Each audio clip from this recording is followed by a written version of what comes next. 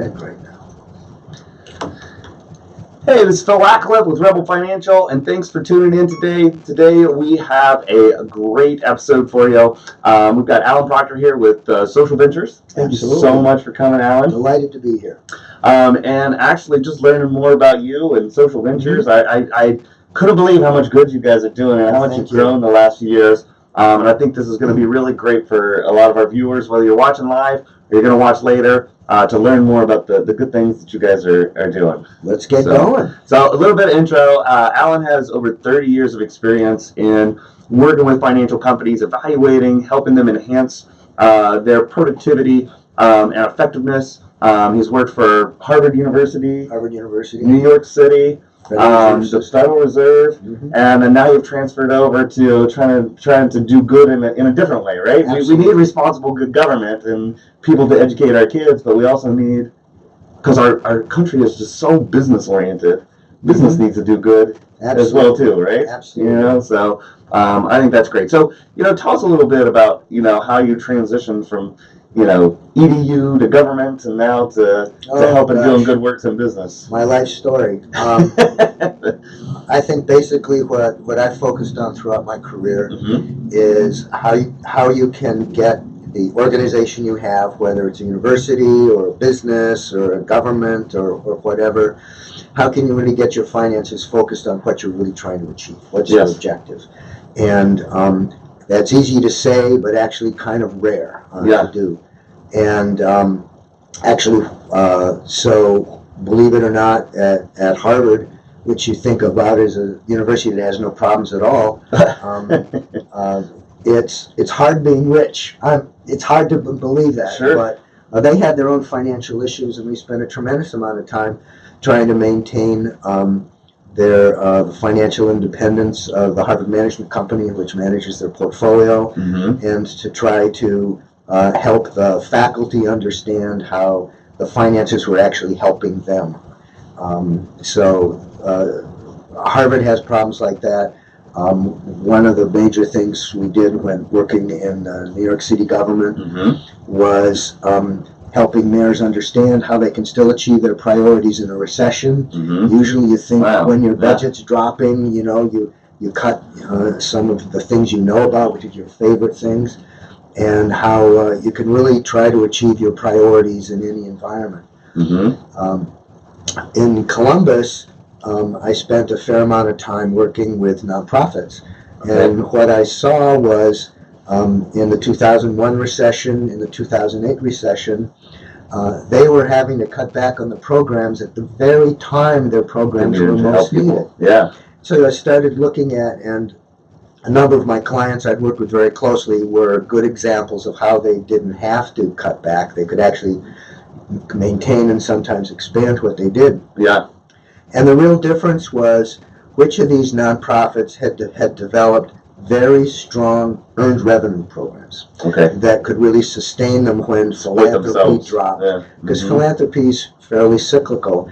And I think one of the things... there's extra abundance, they tend to give more, right? But one of the things people don't understand is if you're looking at what's the slice of the revenue pie for nonprofits that philanthropy provides, it's been flat since 1985. Wow. In absolute terms or percentage? In percentage terms. So while the nonprofit sector has expanded as government has shifted more and more duties away from government onto the nonprofit sector, philanthropy just was able to keep up. And in the last 15 years, it actually is totally flattened out, and it's now much harder for a nonprofit to break even. That is interesting because, there are some arguments where people will say, the more wealth is concentrated in higher income, and obviously that's gotten way bigger, that there's more giving. But obviously that's not happening. And it's interesting, I've seen some of those studies where as a percentage of their wealth, like regular middle to low middle income actually give a greater percentage of their wealth than wealthy people do. And that's unfortunate, I think, Well, I kind of look at it a different way, is that philanthropy is doing as much as it can. We need more to be done. If you put all of the burden on philanthropy, you're not going to get more done. So and you're at the whim of whoever Right. decides to do something for you rather than being the driver of your destiny. So right? it became very clear to me and to a lot of others, and frankly clear to the millennial generation, that the real solution to this is to take conventional business and to start channeling it towards creating social impact. Mm-hmm.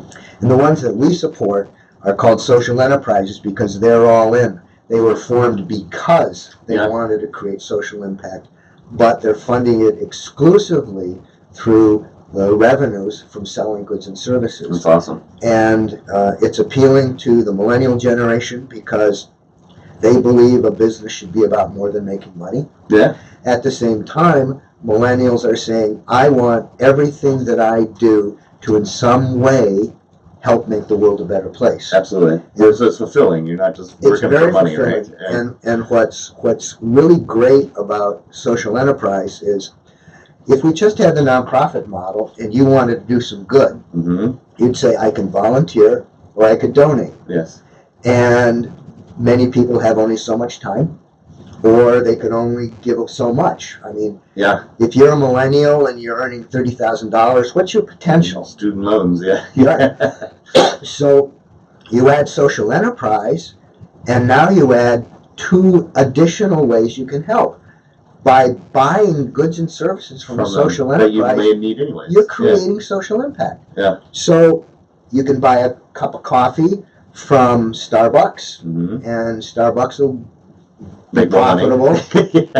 Or you could buy your coffee from Bottoms Up, Coffee Crafters, or Roosevelt Coffee House, and actually make a difference to help address the infant mortality problems in Franklinton, the problems of clean water, difficulties of human trafficking. We now have 108 businesses, social enterprises in Central Ohio that are devoted exclusively to addressing the social problems of our country. I saw your marketplace listing, and I was amazed how many are on there. Well, people need to go there and look and see what they can substitute out, right? You can sort by cause, you can sort by product, you can look at a map and see where they're located. You can see which ones are new and which ones are established. I think it's a great thing, and it's one of our biggest goals is in the coming years is it becomes the first thing in your mind. Yeah. I'm going to buy this. Wait, is there a social enterprise I can buy from? You can vote with your dollars, right? Vote with your dollars, and buying a $3 cup of coffee can actually make a difference. Yeah, that's awesome. You know, one of the things that we do a lot is we do like it's called ESG, environmental, socially responsible, good governance investing, and it's probably one of our fastest growing. I mean, we also have other values oriented, like Christian values and Sharia law for Muslims and what's but I'm a big proponent of that. I think that we can make a difference with what we do and have a better world. It doesn't just have to be what the business schools teach, MBAs to maximize profits all the time. There's other stakeholders, and we can have a better world with good progress. And I'm glad you mentioned ESG. ESG stands for Environmental Social Governance, and it's kind of the latest, as you know, the latest stage in what we call socially responsible investing. What I hope doesn't happen is that all of the major investment houses believe that ESG is sufficient and enough. Yeah, or just a metric to game so that they can get on. Because it used to be impact investing was investing in social enterprises. Now it's ESG. So if a company is in the solar business, they're ESG. But a social enterprise would be going beyond that because a social enterprise has 2 value propositions. It has, of course, the value proposition of its good and service, but it has the additional value proposition of its social impact. So it's doing 2 things, whereas an ESG company is doing 1. So we hope that we can maintain people's interest and focus on that because investing in social enterprises is just as valuable as buying from them or volunteering with them or even donating to them. Sure. And a lot of that investing in has become more available to non-accredited smaller investors since the Obama administration changed the law. What was it, like 8 or 10 years ago? Because usually to invest in small startups, you generally had to be accredited, which most people are not. It still is the main channel. Yeah. That law actually only went into effect last year, and I'm not sure it's really very well established. You pretty much need to go through a portal. There's really only 2 successful portals. Really? Believe it or not, the most successful in the United States is here in Franklin County. Really? But one of the things we've done to kind of give people more channels is people may not be aware that the Kiva program, which is a zero-interest loan program, actually has a Columbus portal. That's all. I was talking to you Columbus. about that before because we do the National Kiva Absolutely. as a company and personally, and I saw that on your website. And I was like, what is Kiva doing locally? So, And tell us. we're trying to empower it even more. Kiva is a program where you can give $20 to a company. It's a zero-interest loan. Kiva handles all of the complicated stuff. And what we have in town is SocialVentures. Our organization has become a Kiva trustee so that we can become a first point of entry for social enterprises that enter it. And the Small Business Development Center at Columbus State has become the manager for the Kiva Columbus program, so they can help bring in businesses. And one of our hopes is that we can make more people familiar with the Kiva program. And a lot of people, they'll put $200 in and make, 20 loans of $10 a piece or so. And it's a way to do that. It's still getting its legs here in Columbus because it started as a global program. If you're in Kiva, you've probably mostly seen global opportunities. I do mainly micro lending to underprivileged my goal areas. is to get you to do micro lending for underprivileged. I will do it in Columbus. Probably not nationally though, because I feel like the United States is like so far ahead. But I will for Columbus because it's my community. Because if we can get more Kiva loan, what happens is when you get your core in Kiva, you go onto the global platform. Yeah. So you can actually then not only tap good-minded people in Columbus to support these businesses, but it also then social goes globally, and you can bring it in. Yeah, there's some of them I won't lend to, like people that are doing payday lending and stuff. I'm like, that should not be on Kiva, but that's a lot of them, especially in some of the African countries. Well, the ones that we will support will all be social enterprises, and it's generally it's a program where the total loan is between $1,000 and $10,000. So it's generally a piece of equipment or something like that can kind of help them move to the next stage. The second thing we've done is we have launched a local investment fund called SocialVentures Fund. I saw that, yeah. Because one of the difficulties if you're a company trying to raise money is if you have to talk to every single individual who might be interested, you're spending more time on fundraising than in running your company. We have one local social enterprise that had to make 100 separate presentations to find 6 investors. Wow. So we formed SocialVentures Fund because can you imagine if you can make one presentation, go through one due diligence process in order to capture a large number of investors interested. Sure. And SocialVentures is still open to new investors. So you guys are like a venture capital for good causes, right? Well, seed capital, seed capital for new causes. And SocialVentures Fund is still open. It's open for new investors through January. You do need to be accredited investor. I saw that Rev was one of your supporters. Did they help you get that started up, or Rev One? Well, we naturally work very closely with Rev One because they have been working in this field for over 15 years, and they've evolved the model. And I think they have some very good structures. I've kind of learned it because I'm an angel investor through the Ohio Tech Angel Fund. And I just am looking for an avenue for those who want to help social businesses to be able to do that. The fund kind of streamline it. Fund's very new. Yeah. Our first investment was Roosevelt Coffee Roasters. There you go, which you mentioned earlier. Yeah. Roosevelt Coffee Roasters is an example of a nonprofit that formed a social enterprise called Roosevelt Coffee House to channel all of the profits of that coffee house into clean water, fighting human trafficking, and dealing with hunger. Now they've started a for-profit C Corp called Roosevelt Coffee Roasters, which SocialVentures Fund has invested in, and that'll give them an avenue to reduce the cost of the coffee house because of the lower sourcing costs. They've expanded their sales potential because they're already selling wholesale coffee to other coffee houses in the region. Yeah. And of course they can sell it to consumers, so it's a second profit pot that can feed into achieving their social impact objectives of clean water, fighting human trafficking, and be self-sufficient, so they're just not absolutely beholden to whether some foundation gives them extra money. So we're at that stage of trying to make more social enterprises aware that there are more sources of capital. For example, 4 years ago, there was basically one source of non-grant capital for social enterprises. We now have nine organizations here in Central Ohio that are willing to provide capital to qualified, obviously, social enterprises. Yeah. So it's growing and it's developing a lot, and I think that's what's helped expand the social enterprise space from 18 we could identify in early 2015 to the 108 now you can see if you go to our online marketplace. And I found it interesting. I read your annual report, and there was something in there that said nationally only 14% of businesses are, for profit that are doing social good.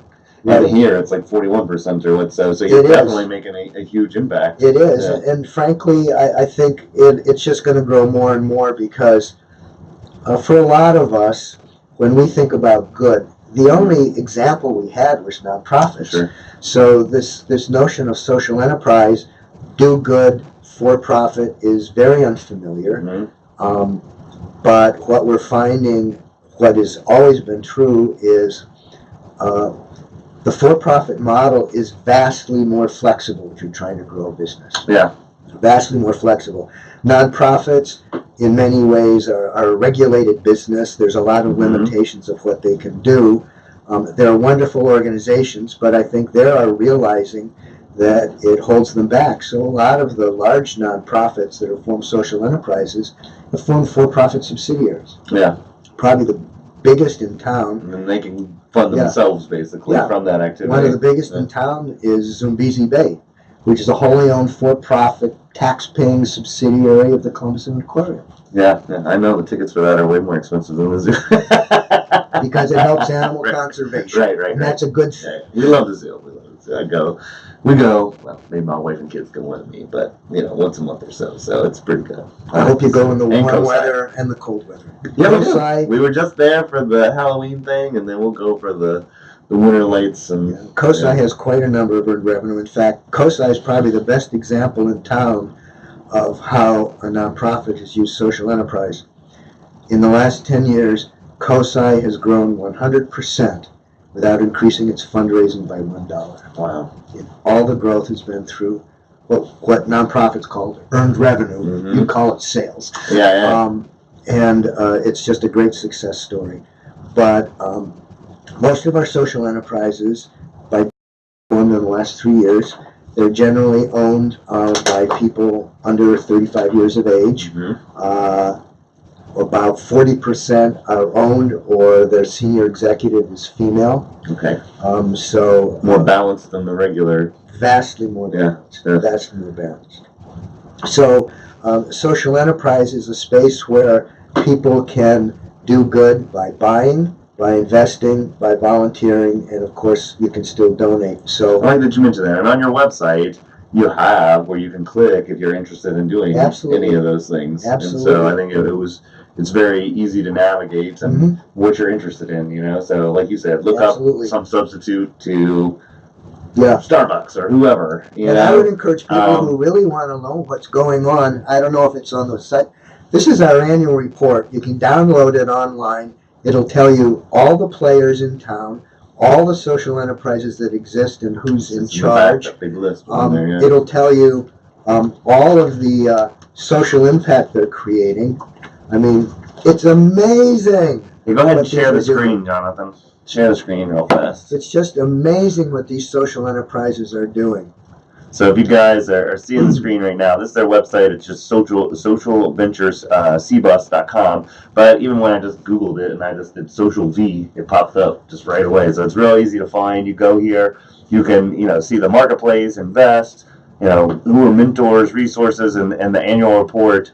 that Alan was just showing you is right here. You click on that and it goes right to there, and you can download it and look at it and print it out, or just save it to your desktop so you can go back to it, or on your phone. And I think that was a really good thing, and it was the AEP Foundation and. This report was, the production of it was supported by the AEP Foundation, and Ernst & Young handled all of the design and publication. Yeah, so that's all the impact you were just mentioning right there. That's amazing. Those are just examples of what the 108 are doing, of those who are actually comfortable about talking what they're doing. It's such a new sector. Many people are embarrassed about saying they're a social enterprise because some people think if you're for-profit, you're evil. And the notion of being for-profit and doing good is people are still kind of becoming familiar with. But thanks to some of our most popular social enterprises, people are getting more familiar with it. Probably the most well-known social enterprise in town is Hot Chicken Takeover. I saw that on here. I didn't even know that until I saw it in here, What's amazing about what Joe DeLoss has done, actually announced as one of the 100 most influential young entrepreneurs recently by Biz Journals.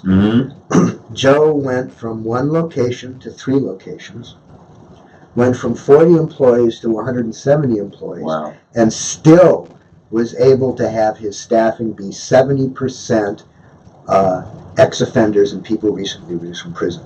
So for him to be able to grow that fast and still maintain his focus, his purpose, his mission was, I'm going to create opportunities for these folks that are getting excluded, is just remarkable. But he's only one of over 22 social enterprises that employ that same population. And in fact, I have to emphasize this number because I think it's amazing. These 22 businesses in the last year created more than 250 new jobs for people who have been excluded from the economy. That's awesome. That's more than all of the economic development job training programs in Central Oak that have millions of dollars are doing, because social enterprise... And they support themselves. Social enterprise is the innovation center for new ways to tackle these problems. We have 108 experiments going on right now. Not all of them will be successful, but I'm convinced they will be cracking the nut of trying to deal with opioid addiction, getting people, reducing recidivism so people who've been in the penal system can have a conventional life, get survivors of trafficking back into normal lives, and the people who've been chronically homeless, have them try to have a more normal life. This is where innovation is taking place. But we all think of innovation as just high tech.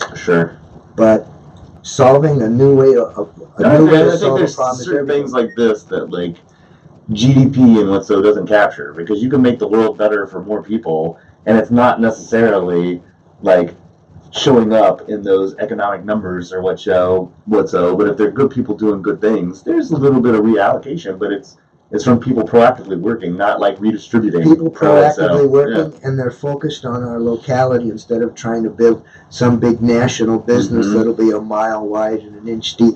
They're making a difference. That's a good quote. They're making a difference in our community. Yeah, and absolutely. It's absolutely remarkable. And one of our goals of Social Ventures is try to get more people aware of this, that we can make a difference in our daily lives by connecting with this whole new business sector, or figuring out a way for our business to become a social enterprise. I was just going to ask that. Is it like there may be some people that are working and having businesses that are starting to do all right, and they're just like, oh, that would be fulfilling if I could do something like that. Like, how does that work if they wanted to transition a traditional business? Come talk to us. We'll help give them ideas. Obviously, it's a unique thing that'll be different for every company.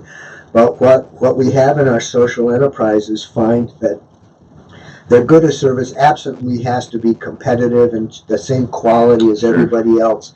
But the fact they have a social impact is what creates the returning customer. So in many ways, by becoming a social enterprise, you can actually expand the financial viability of your business. I was at a conference yesterday, and one of the things that they were talking about is that so many things have become commoditized over time. But if you give people a good experience, or are they, with you or your brand or your product, or they feel like they're making an impact and something is good. Absolutely. That is something that you can charge a premium for, and people appreciate it. It's not like they feel like they're just paying extra. Like it's something that's worthwhile that they weren't getting.